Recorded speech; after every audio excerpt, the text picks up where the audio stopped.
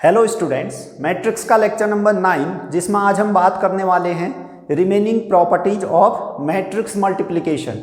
यानी कि हमने लेक्चर नंबर 8 में मैट्रिक्स मल्टीप्लिकेशन की दो प्रॉपर्टीज आपको बताई थी, कम्यूटेटिव और एसोसिएटिव। ठीक, तो आज जो उससे आगे दो तीन प्रॉपर्टीज और रह गई हैं मैट्रिक्स मल्टीप्लिकेशन की, उसके बारे में हम बात करने वाले हैं। ठीक, हल्का सा रिकैप कर लेते हैं। देखिए, हमने मैट्रिक्स मल्टीप्लिकेशन की पहली प्रॉपर्टीज़ आपको कम्यूटेटिव बताई थी कि क्या दो मैट्रिक्स का मल्टीप्लिकेशन कम्यूट करेगा, यानी कि क्रम में होता है या नहीं।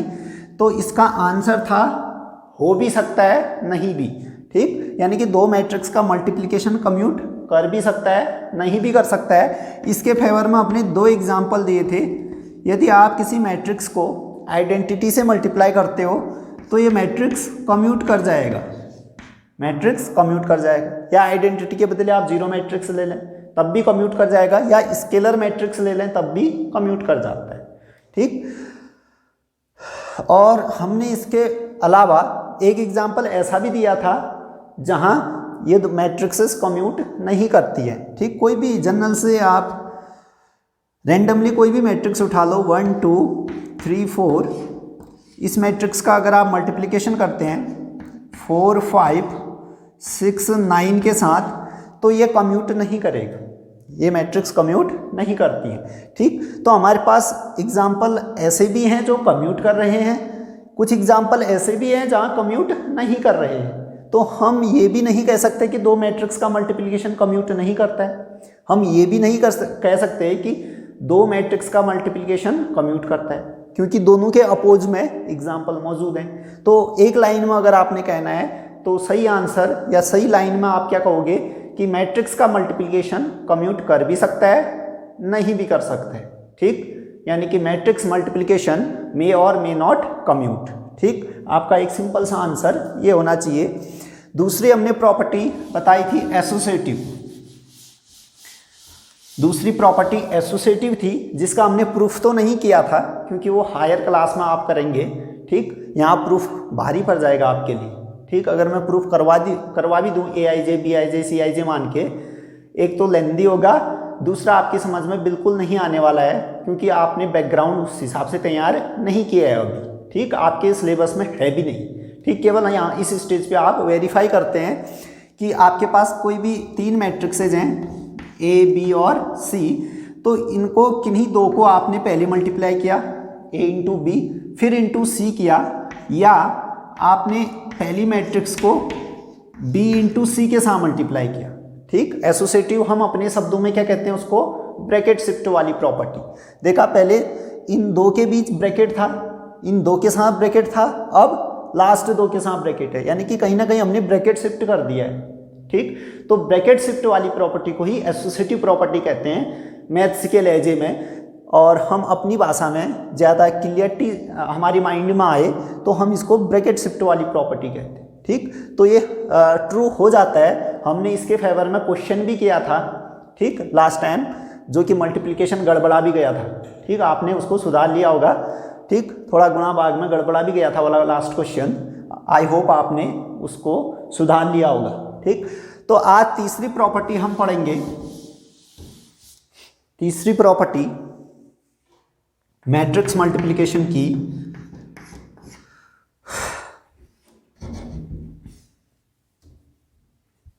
थोड़ा एडजस्ट कर लें इसको। ठीक है, ठीक, तीसरी प्रॉपर्टी है, इसमें डिस्ट्रीब्यूटिव पढ़ते हैं पहले। ठीक, डिस्ट्रीब्यूटिव प्रॉपर्टी यानी कि वितरण नियम, वितरण गुण भी कह सकते हो, वितरण गुण। लेकिन हमने ये मैट्रिक्स के एडिशन में ये प्रॉपर्टी नहीं पढ़ी थी क्योंकि डिस्ट्रीब्यूशन के लिए दो ऑपरेशन का होना जरूरी है। जब हम एडिशन पढ़ रहे थे तब मल्टीप्लिकेशन वहाँ नहीं था। ठीक, अभी तो हमने एडिशन पढ़ के आए हैं पहले ही। ठीक, अब आपके पास मल्टीप्लिकेशन भी आया, यानी कि दो ऑपरेशन है, दो ऑपरेशन में डिस्ट्रीब्यूशन लागू हो जाएगा।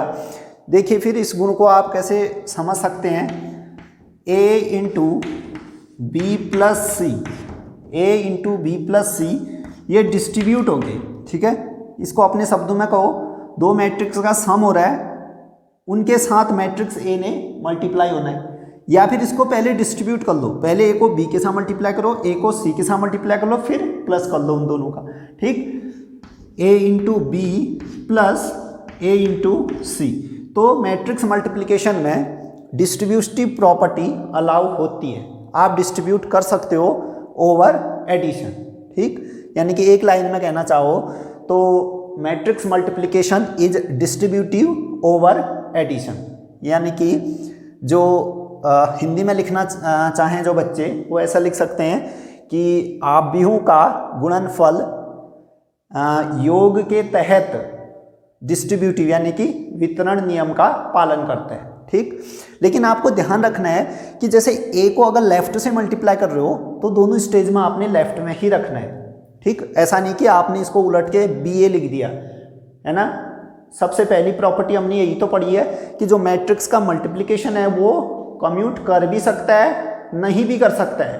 तो इन जनरल तो हम यही मानेंगे जब तक हमें मैट्रिक्स दिया ना हो, जब तक हमें मैट्रिक्स के बारे में पता ना हो, उसका बिहेवियर कैसा है, तब तक तो हम एक जनरल केस मान के चलेंगे।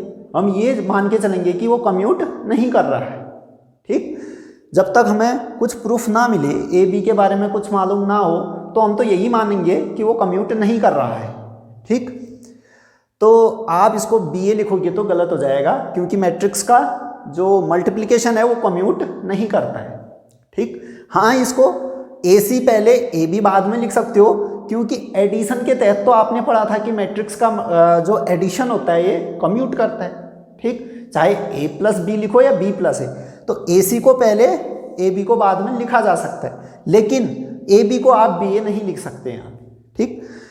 ये कहलाता है लेफ्ट डिस्ट्रीब्यूशन, है ना। लेफ्ट देख सकते हो, लेफ्ट से मल्टीप्लाई हो रहा है इसलिए इसको लेफ्ट डिस्ट्रीब्यूशन कहते हैं, ठीक। बायां वितरण गुण।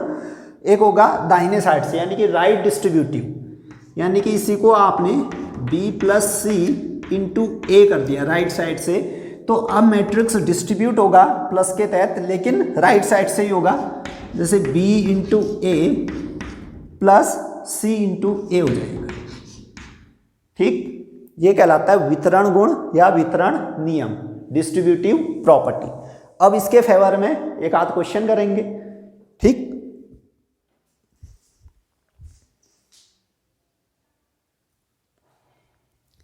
देखिए अगला क्वेश्चन है, यानी कि आज का पहला क्वेश्चन डिस्ट्रीब्यूटिव प्रॉपर्टी से रिलेटेड। ये कह रहा है यदि A इज इक्वल टू एक 3x3 की मैट्रिक्स दे रखी है, B भी आपके पास एक 3x3 ऑर्डर की मैट्रिक्स है, C की तारीफ करो। ये एक कॉलम मैट्रिक्स है क्योंकि इसमें केवल एक कॉलम दिख रहा है, ऑर्डर बोलिए उसका 3x1, ठीक। तो आपको A into C, B into C तथा A plus B into C का परिकलन करना है। यह भी सत्यापित कीजिए कि A plus B into C equal to A C plus B into C. देख सकते हो आप, राइट डिस्ट्रीब्यूशन कहीं ना कहीं डिस्ट्रीब्यूटिव हो रही है, यह आपको सत्यापित करना है, ठीक। तो आपको अगर ये मालूम करो ना भी कहता तो डिस्ट्रीब्यूटिव दिखाने के लिए पहले तो A इंटू सी निकालना ही होता, बी इंटू सी निकालना ही होता, ठीक। A प्लस बी इंटू सी भी निकालना ही होता, ठीक। अगर ये आप मालूम करो नहीं भी कहता क्वेश्चन, तो ये आपको सत्यापित करने के लिए, डिस्ट्रीब्यूटिव प्रॉपर्टी को सत्यापित करने के लिए आपने ये चीज़ें तो मालूम करनी होती वैसे ही, ठीक। तो देखिए सॉल्यूशन, सबसे पहले ए सी निकालते हैं सॉल्यूशन। अब 2-3 लेक्चर से मल्टीप्लिकेशन ही चल रहा है, तो मैट्रिक्स के मल्टीप्लिकेशन में आई होप आपका हाथ साफ हो गया होगा, ठीक।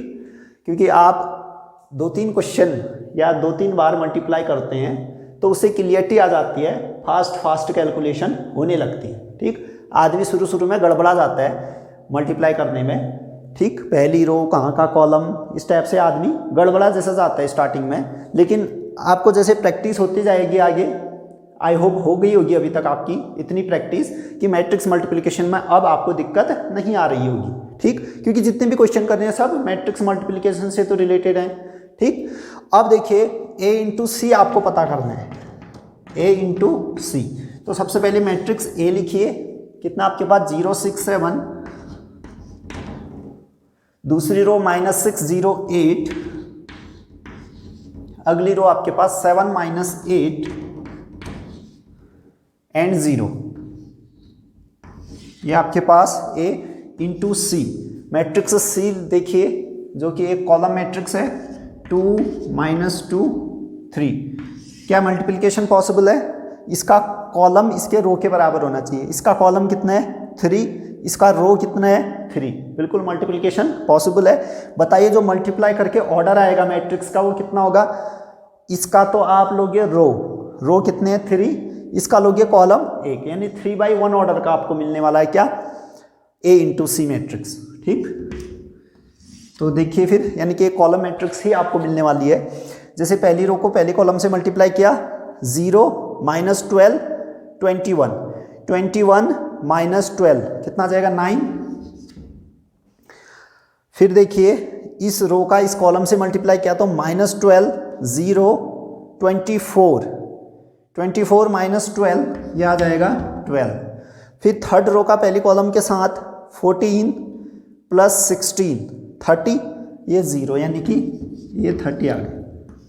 ये आ गया आपके पास A इंटू सी। फिर आपको B इंटू सी पता करना है, B इंटू सी, ये तो हो गया आपके पास A इंटू सी। मेरे पास जगह नहीं है तो इसलिए मैं इस चीज़ को हटा दे रहा हूँ। ठीक, और राइट डिस्ट्रीब्यूशन आपको दिखाना है, इस चीज़ को भी हटा देते हैं। देखिए फिर अब आपको A इंटू सी तो पता चल गया, इतना आया। ठीक, अब आपने B इंटू सी निकालना है। B into C, matrix B देखिए कि आपके पास 0 1 1 1 0 2 1 2 0। इसी प्रकार से मैट्रिक्स C जो कि एक कॉलम मैट्रिक्स है, 2 -2 3। अब इन दोनों को आप मल्टीप्लाई करो, पहले तो चेक करो मल्टीप्लिकेशन पॉसिबल है। इसका कॉलम 3, इसका रो 3, दोनों सेम है तो जो मैट्रिक्स का मल्टीप्लिकेशन है वो पॉसिबल है। ठीक, उसका ऑर्डर बताइए, जो रिजल्टेंट मैट्रिक्स मिलेगी उसका ऑर्डर। इसका रो लेते हैं 3, उसका कॉलम 3 बाई कॉलम कितना उसका 1, 3/1 मैट्रिक्स, यानी कि एक ही कॉलम मिलने वाला मीन्स कॉलम मैट्रिक्स मिलेगी इस बार। ठीक, इसका इसके साथ प्रोडक्ट करो, 0 -2 3, 3 -2 1। फिर सेकेंड रो का इस कॉलम के साथ 2 0 6 कितना जाएगा? 8। फिर इस रो का इस कॉलम के साथ 2 -4 कितना हो जाएगा? -2। ठीक, ये आपके पास B इंटू सी मिल गया। अब आपको क्या ढूंढना है? A + B इंटू सी। ठीक, A + B इंटू सी। मैं इसको कोने में लिख देता हूं कि B इंटू सी कितना प्राप्त हुआ आपको? एक कॉलम मैट्रिक्स 1 8 -2, 1 8 -2। ठीक, आपने पॉज करके इसको नोट किया होगा। अब देखिए आपको क्या निकालना है? A + B into C, A + B into C. आप चाहो तो एक लाइन और बढ़ा सकते हो, A + B पहले अलग से निकाल लिया फिर इंटू सी। अब प्लस बहुत ही ईजी होता है तो हम एक साथ प्लस भी कर सकते हैं।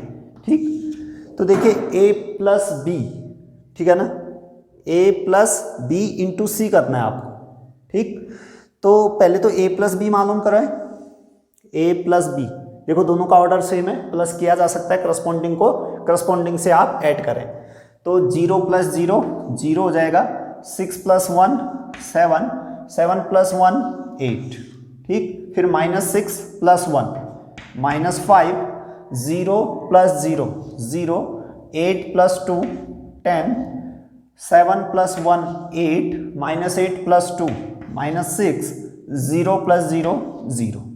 यह आपके पास A + B है। इसका आपने प्रोडक्ट करना है मैट्रिक्स C के साथ। मैट्रिक्स C क्या है? एक कॉलम मैट्रिक्स 2 -2 3।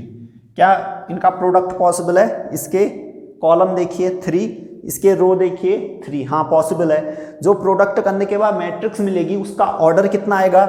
इसका रो 3, इसका कॉलम 1, यानी कि 3/1 मैट्रिक्स, 3/1 ऑर्डर की या साइज की मैट्रिक्स मिलेगी आपको।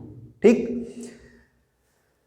मल्टीप्लाई कीजिए अब इसका इसके साथ कितना जाएगा? 0 -14 24, 24 -14 कितना जाएगा? 10। फिर देखिए इसका इसके साथ कर दिया। अब सेकेंड रो का इस कॉलम के साथ मल्टीप्लाई करो कितना आ जाएगा, -10 0 30, 30 - 10 20, नहीं गड़बड़ा गया नहीं, इसका अगर इसके साथ मल्टीप्लिकेशन करोगे -10 ये 30 यानी कि 20 आ रहा है, ठीक है 20। फिर इस रो का इसके साथ मल्टीप्लिकेशन करो कितना आ जाएगा, 16 + 12, 16 and 12 28 0 यानी कि 28 रहेगा। ठीक, ये आपके पास a + b × c आ गया। ठीक, अब आपको a + b × c को किसके इक्वल दिखाना है, ac + bc।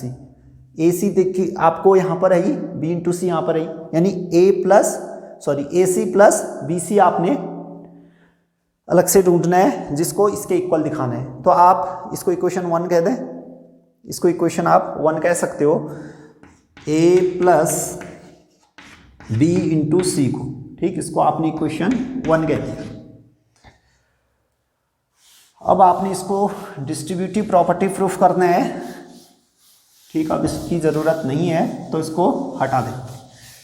देखो फिर आपने b × c और a × c को ऐड भी करना है, ठीक, ताकि डिस्ट्रीब्यूट दिखा सको। उन दोनों को आपने ऐड किया, ac + bc = ac कितना आपके पास 9 12 30 और bc कितना आपके पास 1 8 - 2। ठीक, दोनों का ऑर्डर सेम है, या साइज कहो, अच्छी भाषा में कहना है तो साइज। ठीक, लोग अक्सर ऑर्डर भी कहते हैं, मैंने डिफरेंस बताया था ना ऑर्डर और साइज में। ऑर्डर किसी स्क्वायर मैट्रिक्स के लिए कहते हैं और इन जनरल कहो तो साइज बोलते हैं उसको। ठीक, यानी इसका अगर साइज बोलो 3/1, उसका साइज 3/1। अब इन दोनों को आपने ऐड करना है, सेम साइज के हैं तो ऐड हो जाएंगे, 9 + 1 10, 12 + 8 कितना जाएगा 20, ये कितना जाएगा 28, 10 20 20 10 20 28, देख सकते हो इसी के इक्वल आ रहे। इक्वेशन नंबर इसको 2 कहो। समीकरण 1 और 2 से आप देख सकते हो कि डिस्ट्रीब्यूटिव प्रॉपर्टी फॉलो हो रही है। ठीक, समीकरण 1 व 2 से, 1 और 2 से आप देख सकते हैं कि a + b × c = क्या आ गया, a × c + b × c। यही रिजल्ट आपको वेरीफाई करना था, ये वेरीफाइड हो गया। ठीक, तो ये तो था डिस्ट्रीब्यूशन से। इसी प्रकार लेफ्ट डिस्ट्रीब्यूशन आप कर लोगे, इजी है इसी वे में। यहाँ राइट से मल्टीप्लाई हुआ था तो वो लेफ्ट से मल्टीप्लाई।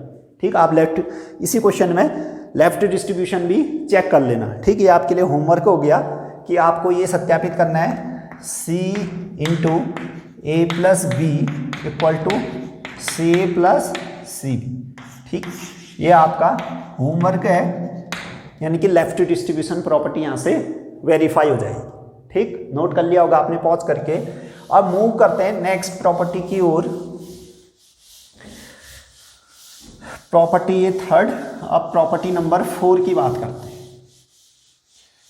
प्रॉपर्टी नंबर 4 जो कि होगा आइडेंटिटी एलिमेंट। ठीक, हल्का सा रिकैप कर लेते हैं हम चैप्टर नंबर 1 का।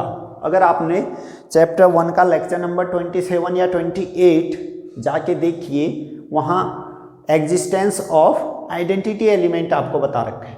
ठीक, हमने ये कहा था कि ए किसी सेट का मेंबर है, उसी सेट का कोई मेंबर ई इस प्रकार एग्जिस्ट कर जाए कि ए ऑपरेशन ई = ए रहे। मीन्स सेट ए में एक ऐसा मेंबर ई रहे, ठीक, जो उसके मेंबर को ऑपरेट होने के बाद चेंज ना करे। तो इस आप एलिमेंट ई को इस सेट ए के लिए आइडेंटिटी एलिमेंट कहते हो। ठीक, और हमने ये भी बताया था कि एग्जिस्टेंस ऑफ इनवर्स, अगर ए का इनवर्स ए इनवर्स से डिनोट करते हो तो ए ऑपरेशन ए इनवर्स आइडेंटिटी आ जाता है। ठीक, ये केवल एक साइड से नहीं, दोनों साइड से आना चाहिए। ए ऑपरेशन ई करो या ई ऑपरेशन ए ही आना चाहिए। ठीक, हमने फंक्शन के केस में भी आपको पढ़ाया था, फॉग और गॉफ, है ना। अगर FOG और GOF अगर आइडेंटिटी आता है तो GF का इनवर्स कहलाता है। ठीक, और जो I होगा वो आइडेंटिटी फंक्शन एक ऐसा फंक्शन जो डोमेन के मेंबर को चेंज नहीं करता था, उसकी आइडेंटिटी को चेंज नहीं करता है। बता रखा आपको डिटेल में, चैप्टर 1 में हमने 38 लेक्चर या 39 लेक्चर जो कर रखे हैं, बिल्कुल आपको डिटेल में बता रखा है। अगर आपने सारे लेक्चर देखे होंगे चैप्टर 1 के, तो ये चीज़ें आपके माइंड में चमक रही होंगी अभी, ठीक, कोई दिक्कत नहीं आएगी। क्योंकि देखिए फंक्शन की दुनिया में जब भी आप फंक्शन पढ़ोगे, अभी देखिए आगे पूरे फंक्शन ही आने वाले हैं, डिफरेंशिएशन, इंटीग्रेशन या कंटिन्यूटी ले लीजिए, ठीक। जितना भी आपका मैथ्स में फंक्शन वाला चैप्टर चलेगा, तो चैप्टर 1 अगर आपने अच्छे से पढ़ रखा है तो वहाँ कोई दिक्कत नहीं आने वाली है आपको, ठीक। इसीलिए क्योंकि आपका वेटेज की बात की जाए तो पहले चैप्टर से कोई ज़्यादा नंबर का नहीं आता है, 6 मार्क्स का ओनली आता है, ठीक। 6 नंबर का वहाँ से, 4 नंबर का इनवर्स से, इनवर्स ट्रिग्नोमेट्री से, दोनों को कंबाइन करके तब जाके 10 मार्क्स का वेटेज है बोर्ड एग्जाम में, ठीक। लेकिन हमने फिर भी इतना टाइम क्यों स्पेंड किया, क्योंकि उनका यूज आगे चल के, अगर आपने वो चीज़ें नहीं सीखी एक सीक्वेंस में तो आगे जाके दिक्कत करेंगी वो चीज़ें। आपको दिख रहा है 10 का ही वेटेज है, लेकिन उनका यूज़ तो आगे होना है, ठीक। यानी कि उनका वेटेज 10 ही नहीं, बहुत ज़्यादा है, ठीक। क्योंकि उनका यूज जो हायर वेटेज वाले चैप्टर हैं उनमें होने वाला है, ठीक। अगर वही बेसिक नहीं आएगा तो हायर वेटेज वाले जो चैप्टर हैं वो समझने में दिक्कत आएगी, ठीक। इसलिए हम टाइम टाइम पे रिवाइज भी करवाते रहेंगे जहाँ पर जो चीज़ यूज होगा। अगर आपने पहले लेक्चर नहीं देखे हैं तो पहले वो लेक्चर ज़रूर देखें कि वहाँ पर अब डिटेल एक्सप्लेनेशन दे रखा है क्यों ऐसा होता है रीजन के साथ। तो अगर वहाँ आप देखेंगे तो ज़्यादा बेटर समझ में आएगा। यहाँ हल्का सा ब्रीफ इंट्रोडक्शन हम हर टॉपिक का दे देंगे जहाँ यूज हो रहा होगा, ठीक। तो फिलहाल हमने चौथी प्रॉपर्टी पढ़नी है, existence of identity. Existence of identity in case of matrix. Matrix की दुनिया में भी आइडेंटिटी एग्जिस्ट करती है। जैसे हमने एडिशन में भी पढ़ा था कि जीरो मैट्रिक्स, अगर आप m/n ऑर्डर का कोई मैट्रिक्स लेते हो तो उसी ऑर्डर की आप जीरो मैट्रिक्स को ऐड कर दीजिए, ये चेंज नहीं करेगा। जीरो मैट्रिक्स है मीन्स हर एक मेंबर के, इसके पास हर एक मेंबर क्या है, जीरो। इसके हर एक मेंबर के साथ जब ऐड होगा क्या चेंज कर पाएगा, जीरो चेंज नहीं कर पाएगा, यानी वापस मैट्रिक्स ए लौटा देगा, ठीक। तो इस जीरो मैट्रिक्स को एडिशन के तहत हम आइडेंटिटी कहते हैं मैट्रिक्स ए के लिए। वैसे तो आइडेंटिटी किसकी होती है, किसी सेट की होती है। हमने चैप्टर 1 में बता रखा है जो आइडेंटिटी एलिमेंट होता है वो किसी सेट के लिए होता है, और जो इनवर्स होता है वो पर्टिकुलर एलिमेंट का होता है।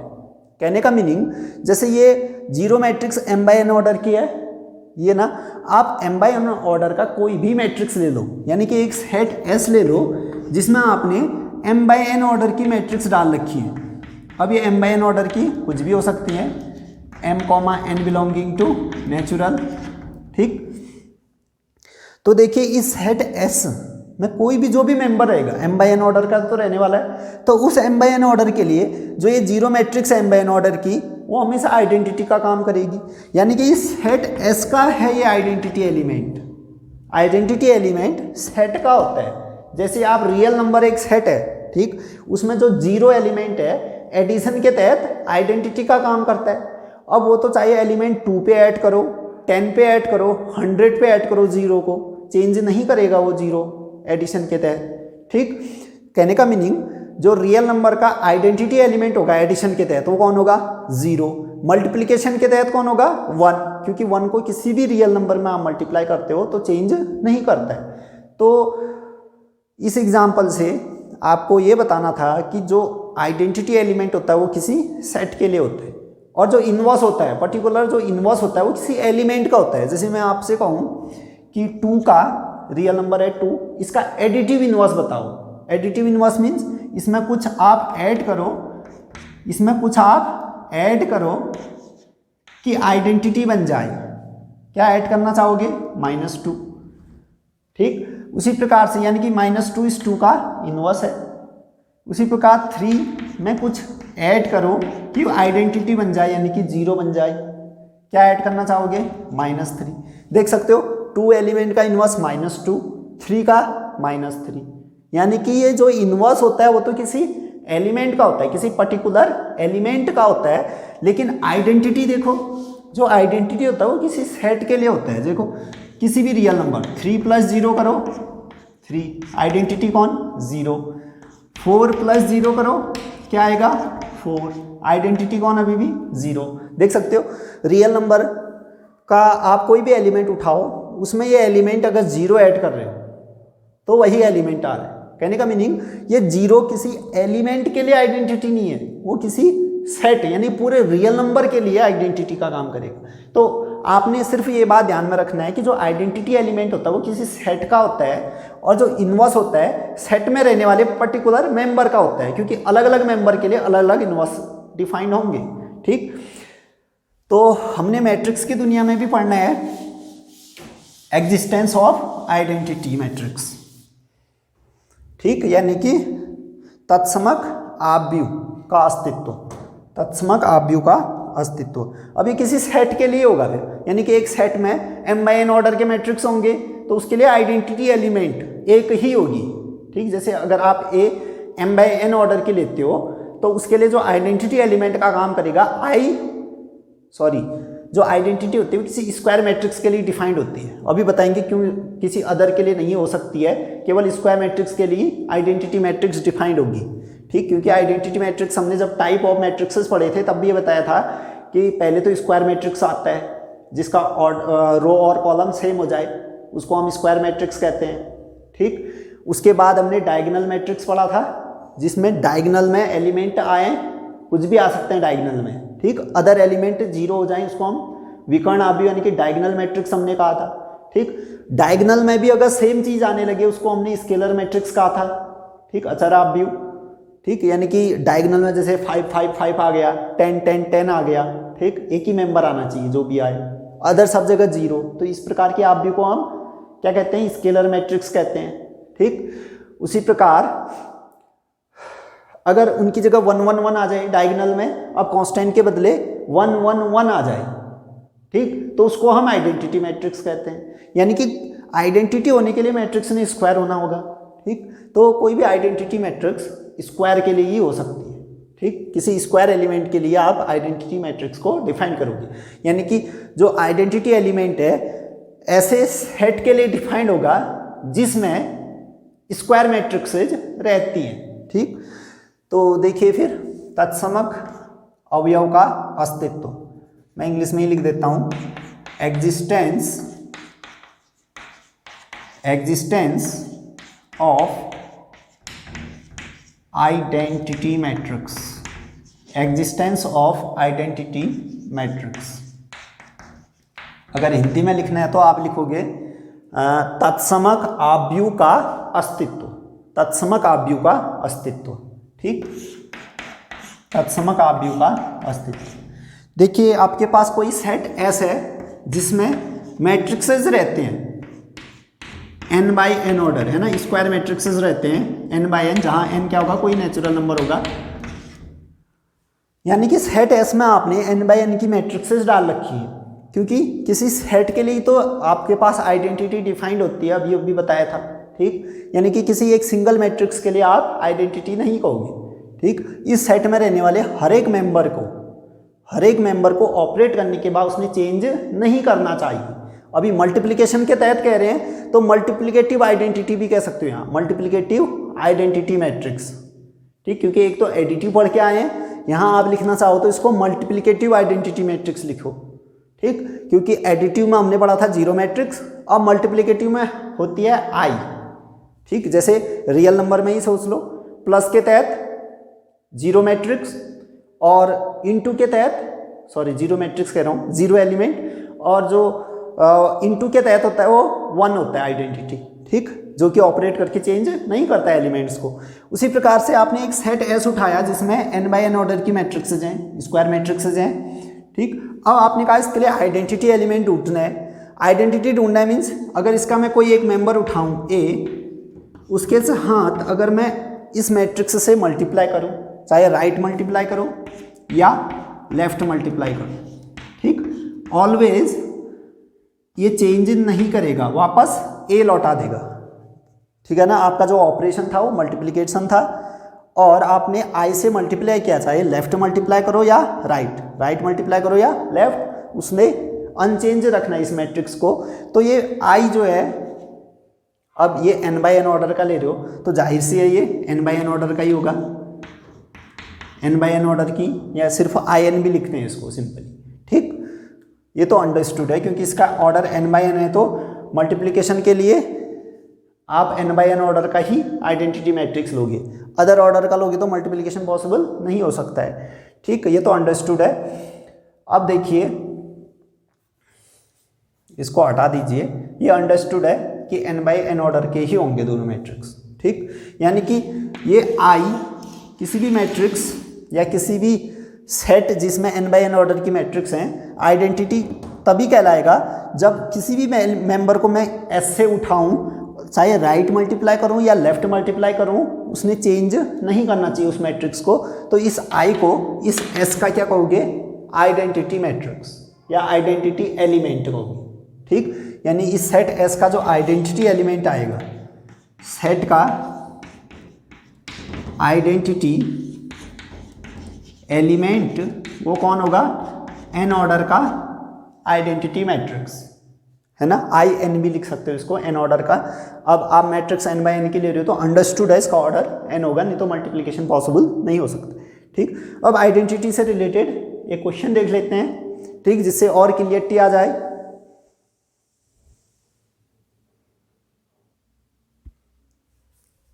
देखिए आइडेंटिटी से रिलेटेड एक क्वेश्चन है, यदि a इक्वल टू 1 2 3 4 5 6 7 8 9 यानी कि 3 बाई 3 ऑर्डर के एक मैट्रिक्स है, तो सत्यापित कीजिए कि a इंटू आई बराबर i इंटू a बराबर a, यानी कि उसने फिर आगे से कह भी रखा है जहां i 3 कोटि का एक वर्ग आव्यूह है। ठीक, अगर ये नहीं भी कहता 3 कोटि का वर्ग आव्यूह, अच्छा वर्ग आव्यूह लिख दिया, ठीक है, 3 कोटि का ऐसा लिखिए तत्समक आव्यूह है ना, तत्समक, आई मीन्स तत्समक होता है, तत्समक आव्यूह है, तत्समक आव्यूह है। ठीक, 3 कोटि का एक तत्समक आव्यूह अगर नहीं भी कहता तो इसका ऑर्डर 3 बाई 3। अब आपने इसको मल्टीप्लाई करना है, इसको मल्टीप्लाई करना है, तो जाहिर सी बात है कि मल्टीप्लाई तभी पॉसिबल होगा जब इसके कॉलम इसके रो के बराबर हो। ठीक, इसके कॉलम कितने हैं, 3, तो इसका रो कितना होना चाहिए, 3। ये अब स्क्वायर मैट्रिक्स है, 3 रो तो कॉलम भी 3, यानी कि ऑर्डर इसका कितना होना चाहिए, 3 बाई 3। वो तो ओबियस है, अगर नहीं भी कहता 3 कोटि का तत्समक आव्यूह है, तो आपने समझना है कि मल्टीप्लाई हो रहा है, तो मल्टीप्लाई तभी पॉसिबल होगा जब 3 ऑर्डर का लोगे। ठीक, चलिए इसको सत्यापित करते हैं। देखिए सॉल्यूशन, सबसे पहले आप ये भी लिख सकते हो, दिया गया आव्यूह a इक्वल टू दिस तथा i इक्वल टू 1 0 है ना, I3 जानते हो ना, 3 ऑर्डर का, 3 ऑर्डर का जो मैट्रिक्स तत्समक आव्यूह होगा 1 0 0 0 1 0 0 0 1, इस फॉर्म का होगा। ठीक, टाइप ऑफ मैट्रिक्सेस में आपको बता रखा है ये चीज। तो सबसे पहले हम a इंटू आई ढूंढते हैं, a इंटू आई।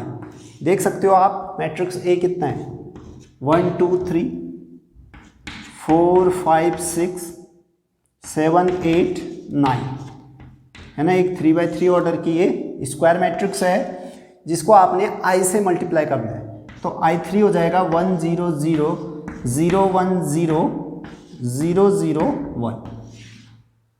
ठीक, अब इसको मल्टीप्लाई कीजिए, इसको मल्टीप्लाई करो, इस रो को इस कॉलम से कितना आएगा, 1 इंटू 1, ये 0 ये 0 1 आ जाएगा। फिर इसका इसके साथ मल्टीप्लिकेशन करो, 2 आएगा, अदर सब 0। इसका इसके साथ मल्टीप्लाई करो, 3 से 3 मल्टीप्लाई, अदर तो 0 हो जाए।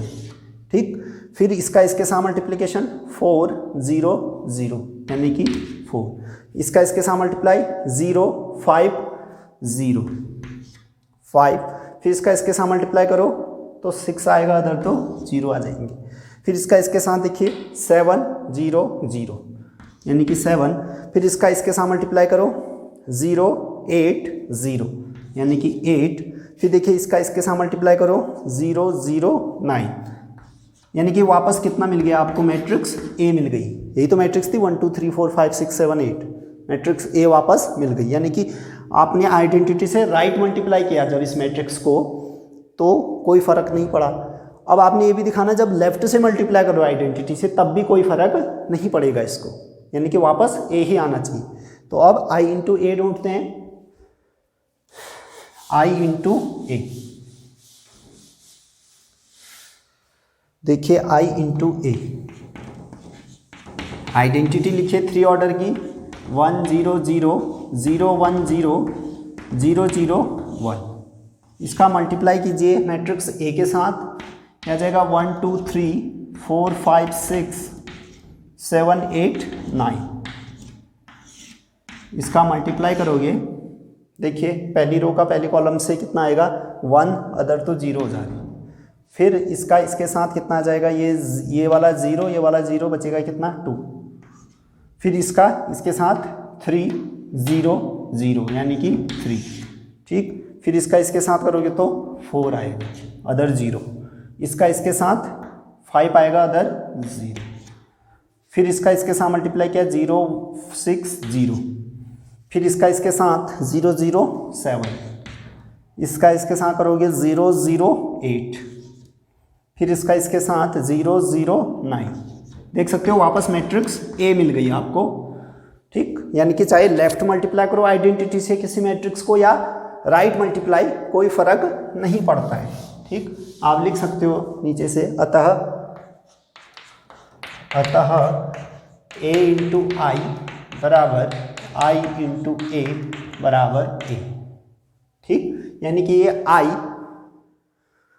जिस भी सेट में ये मैट्रिक्स ए रहेगी उसके लिए आइडेंटिटी एलिमेंट का काम करेगा, ठीक। यानी कि अगर एक सेट आप एस सेलेक्ट करते हो जिसमें 3x3 ऑर्डर की मैट्रिक्सेस रहती है, तो उस सेट एस के लिए ये आई आइडेंटिटी एलिमेंट का काम करेगा, ठीक। क्योंकि आइडेंटिटी एलिमेंट किसी सेट का होता है, एलिमेंट का नहीं होता है, ठीक। तो अब अगली थ्योरी की ओर मूव करते हैं, जो कि लास्ट थ्योरी है, एग्जिस्टेंस ऑफ मल्टीप्लिकेटिव इनवर्स। देखिए एडिटिव इनवर्स में तो हम बच गए थे, क्योंकि हर एक प्रकार की मैट्रिक्स में हम माइनस से मल्टीप्लाई कर दे रहे थे, ठीक। तो उसकी एडिटिव इनवर्स मिल जा रहा था। जैसे आपको मैट्रिक्स ए दिया है, ठीक, इसका किसी मैट्रिक्स के साथ आपने एडिशन करना था ताकि जीरो मैट्रिक्स आ जाए। जीरो होती है ना एडिशन के तहत, आइडेंटिटी कौन होता है, जीरो मैट्रिक्स, ठीक। इस मैट्रिक्स में हम क्या ऐड करें कि आइडेंटिटी बन जाए, तो हमने देखा था कि हमने -a ऐड किया था ताकि आइडेंटिटी मिले, ठीक। करस्पॉन्डिंग माइनस होके जीरो मैट्रिक्स मिल जा रही, ठीक। वहाँ तो आसान था, किसी भी मैट्रिक्स का अगर आप a m/n ऑर्डर की मैट्रिक्स ले रहे हो, इसका जो एडिटिव इनवर्स था -a m/n मिल रहा था, ठीक। यानी कि हर केस में एग्जिस्ट कर रहा था। लेकिन मल्टीप्लिकेशन में हर एक मेंबर का इनवर्स एग्जिस्ट नहीं करता है, हर एक मेंबर का इनवर्स एग्जिस्ट नहीं करता है। किन मेंबर का इनवर्स एग्जिस्ट करता है, ये अगले टॉपिक यानी कि अगले चैप्टर का हिस्सा है, सारणिक वाले चैप्टर का हिस्सा है। लेकिन यहाँ पर हम हल्का सा आपको बता देते हैं कि जिस भी मैट्रिक्स का सारणिक 0 आएगा उसका इनवर्स पॉसिबल नहीं है। अब आप कहोगे सारणिक तो हमें आता नहीं है, तो आप थोड़ा वेट करोगे अगले चैप्टर का, वहाँ हम सारणिक सीखेंगे, ठीक। तब जाके आपको पता चल जाएगा कि किस मैट्रिक्स का इनवर्स निकल सकता है, किसका नहीं। फिलहाल आपको यहाँ ये चेक करने को नहीं देगा कि कौन सा इनवर्स किसका इनवर्स एग्जिस्ट करता है, किसका इनवर्स एग्जिस्ट नहीं करता है, ऐसा नहीं पूछेगा वो आपसे एक मैट्रिक्स दे देगा जिसका इनवर्स एग्जिस्ट करता है, फिर आपसे बताओगेगा कि इसका जो इनवर्स है वो कितना होगा, ठीक। आपने इस चैप्टर में इनवर्स निकालना सीखना है किन मैट्रिक्स का जिनका एग्जिस्ट करता है। फिर आपने सारणिक वाले चैप्टर में ये सीखोगे कि किन किन मैट्रिक्स का इनवर्स एग्जिस्ट कर सकता है, किन का नहीं कर सकता है, ठीक। तो फिलहाल हमें ये जानने की ज़रूरत नहीं है कि किन का इनवर्स एग्जिस्ट करेगा, किन का नहीं। सिर्फ आप ये समझिए, आपने सिर्फ ये सीखना है कि जिनका इनवर्स एग्जिस्ट करता है उनका इनवर्स निकालना कैसे, ठीक। क्योंकि वो जो किन किन का इनवर्स एग्जिस्ट करता है वो सारणिकों का टॉपिक बन जाएगा, इसलिए हम नेक्स्ट चैप्टर में उसके डिटेल में जानकारी देंगे आपको, ठीक। फिलहाल आपको लिखना है प्रॉपर्टी नंबर 5 होगी शायद, देख लेना जो भी है। प्रॉपर्टी नंबर 5 इनवर्स का एग्जिस्टेंस, वो भी मल्टीप्लिकेटिव इनवर्स, ठीक। Existence of multiplicative inverse, existence of multiplicative inverse, multiplicative inverse, Hindi में लिखना है इसको तो आप लिखें गुणात्मक प्रतिलोम का अस्तित्व, गुणात्मक प्रतिलोम का अस्तित्व, गुणात्मक प्रतिलोम का अस्तित्व। देखिए हम यहाँ एक लाइन लिखेंगे, यदि मैट्रिक्स ए, देखिए इनवर्स फिर से स्क्वायर मैट्रिक्स का होता है, किसी स्क्वायर मैट्रिक्स का ही मल्टीप्लिकेशन इनवर्स पॉसिबल होता है, किसी अदर टाइप की मैट्रिक्स का आप इनवर्स नहीं निकाल सकते हो, ठीक, क्योंकि आपको इनवर्स दिखाने के लिए फिर वही, अगर ए इनवर्स कह रहे हो इसके मैट्रिक्स को, इनवर्स मैट्रिक्स को इनवर्स कह रहे हो तो दोनों ने प्रोडक्ट करके मल्टीप्लिकेटिव आइडेंटिटी देना चाहिए आई, ठीक। आप जानते हो ये तो स्क्वायर मैट्रिक्स होती है, मान लो 3/3 ऑर्डर की अगर आप ले रही हो तो 3/3, यानी कि इसका रिजल्ट आपको 3/3 चाहिए, यानी कि इसका रो 3 आना चाहिए, इसका कॉलम 3 आना चाहिए, ठीक। तो आप अभी सॉल्व करके देखोगे कि स्क्वायर मैट्रिक्स में ही पॉसिबल हो सकता है किसी का इनवर्स, अदरवाइज पॉसिबल नहीं है। किसी m/n है ना, एक जनरल जैसे 5/3 ले लिया आपने या 3/5 टाइप की मैट्रिक्स का इनवर्स नहीं निकाल सकते हो आप, क्योंकि जो डिटर्मिनेंट होता है, अभी ये सब चीज़ें डिटर्मिनेंट वाले चैप्टर से क्लियर होगा, ठीक। केवल स्क्वायर मैट्रिक्स का ही डिटर्मिनेंट पॉसिबल होता है, ठीक।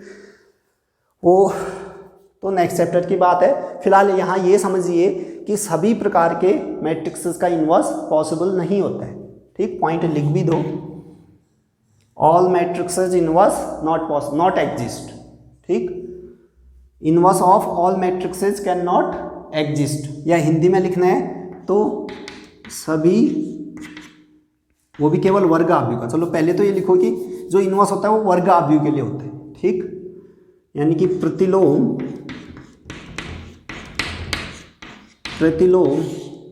वर्ग आव्यूह के लिए डिफाइंड है, वर्ग आव्यूह के लिए परिभाषित है।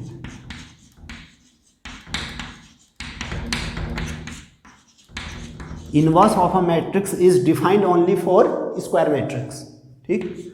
दूसरा पॉइंट इसमें लिखिए,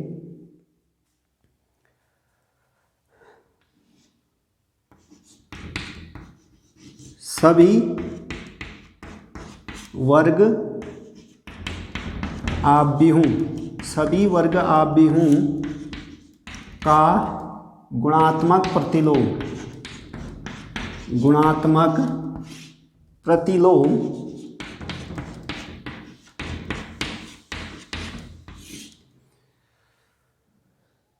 सभी वर्ग आव्यूहों का गुणात्मक प्रतिलोम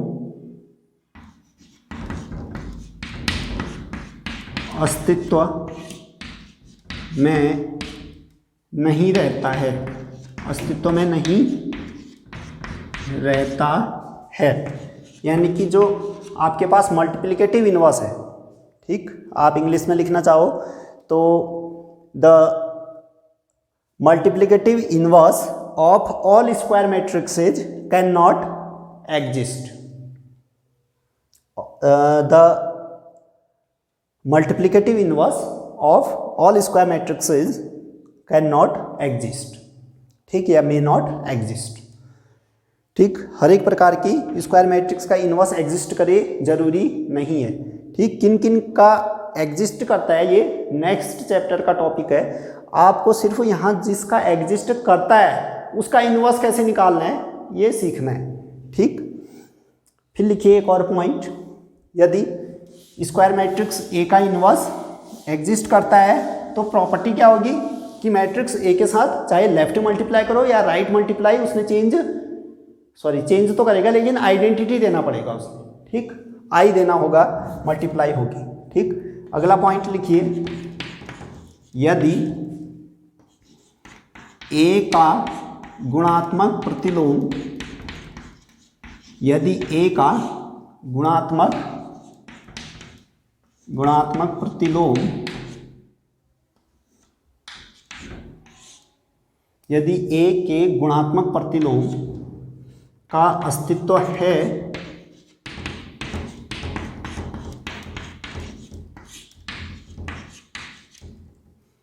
तब, ठीक, यानी if there exist multiplicative inverse of a square matrix A, then A inverse equal to A inverse into A is equal to I. ये प्रॉपर्टी फॉलो होनी पड़ेगी, चाहे मैट्रिक्स ए को उसके इन्वर्स से राइट मल्टीप्लाई करो या लेफ्ट मल्टीप्लाई करो, आना क्या चाहिए, आइडेंटिटी। ठीक, इसी को अगर ए इन्वर्स नहीं लिखना है तो इन जनरल कभी आपको किसी स्टेज पे इस टाइप से दिख जाए आपको ए इंटू बी या फिर बी इंटू ए बराबर आई दिखे, बराबर आई दिखे, तो ए बी का इन्वर्स होगा, बी ए का इन्वर्स हो जाएगा। ठीक, अगर आपको ये कंडीशन दिखे, इसका मीनिंग सोचो, जो ये मैट्रिक्स बी है, ए को चाहे राइट से मल्टीप्लाई कर रहा है या लेफ्ट से मल्टीप्लाई कर रहा है, क्या दे रहा है रिजल्ट, आइडेंटिटी। ऐसा तो कौन करता है, इन्वर्स करता है, यानी कि बी ए का इन्वर्स है। फिर ए के रेफरेंस में सोचो, ए बी को लेफ्ट मल्टीप्लाई करे या ए बी को राइट मल्टीप्लाई करे, दे क्या रहा है, आई। ऐसा तो कौन करता है, इन्वर्स, यानी कि जो ए होगा बी का इन्वर्स हो जाएगा। यानी कि अगर आपको ए इंटू बी बराबर बी इंटू ए बराबर आई दिखे तो वो एक दूसरे के इन्वर्स होंगे। ठीक, इंप्लाइज ए इन्वर्स बराबर बी, है ना, ए का जो इन्वर्स होगा वो बी मैट्रिक्स बनेगी, और या फिर बी का जो इन्वर्स होगा वो कौन सी मैट्रिक्स बन जाएगी, मैट्रिक्स ए, बी इन्वर्स बराबर ए। ठीक, एग्जिस्टेंस ऑफ मल्टीप्लिकेटिव इन्वर्स। ठीक, तो इससे रिलेटेड तो आपको ढेरों सारे क्वेश्चन करने